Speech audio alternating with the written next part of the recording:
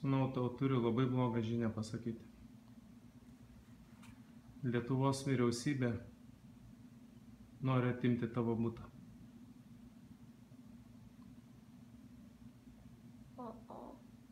Tai negerai. Ten, kur nupirkom už močiutės palikimą tavo butą, Lietuvos vyriausybė nori jį pasimti. Nori pavogti iš tavęs. Tai blogai. Kaip tu jautiesi? Negerai.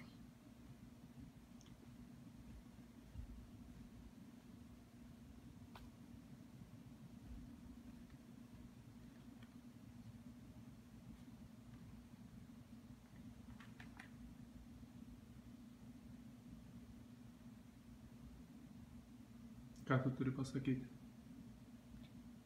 Kaip tu manai, ką reikia daryti? Paimti tą butą mums. Bet čia Lietuvos vyriausybė.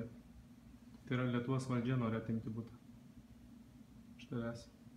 Jie priėmė įstatymą tokį, kad iš mažų vaikų atimti butą. Tai mes turime tą butą paimti. Bet aš galvoju, gal mums pavyks su žmonių pagalba tą butą atgauti atgal. Ir susigrąžinti. Ar nori, kad Lietuvos visi žmonės padėtų tau susigrąžinti butą? Nori? Tai paprašyk Lietuvos žmonių, kad jie padėtų tau butą susigrąžinti. Nu, paprašyk. Lietuvos žmonės, galit man pagrąžinti butą? Dar kartą pakartok, neišgirdau.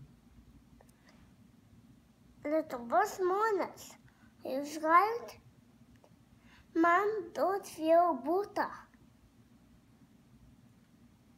Kad padėtų tau susigrąžinti, kad atsimti iš Lietuvos vyriausybės. Taip. Nufilmuok man, aš paaiškinsiu, gal atsisėti.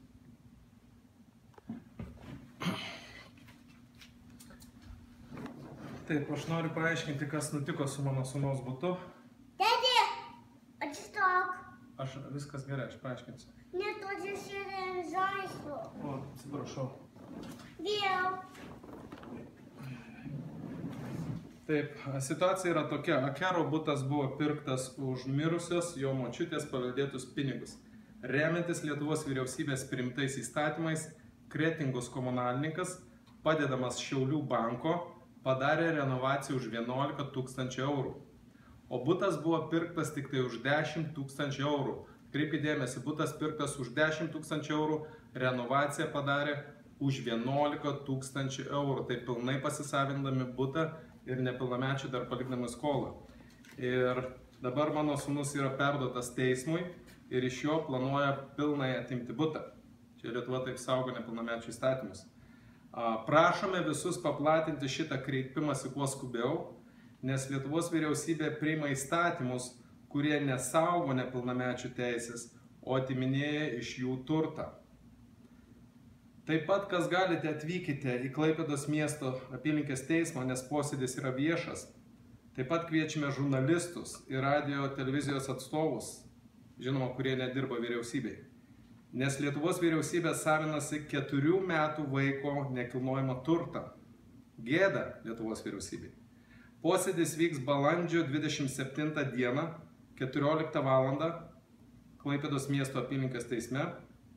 Teisėja Neringa Ruibytė Karimžanova. Teisėja Neringa Ruibytė Karimžanova. Atsakovas Monika Žilinskaitė, nors turėtų būti Akeros overlingas.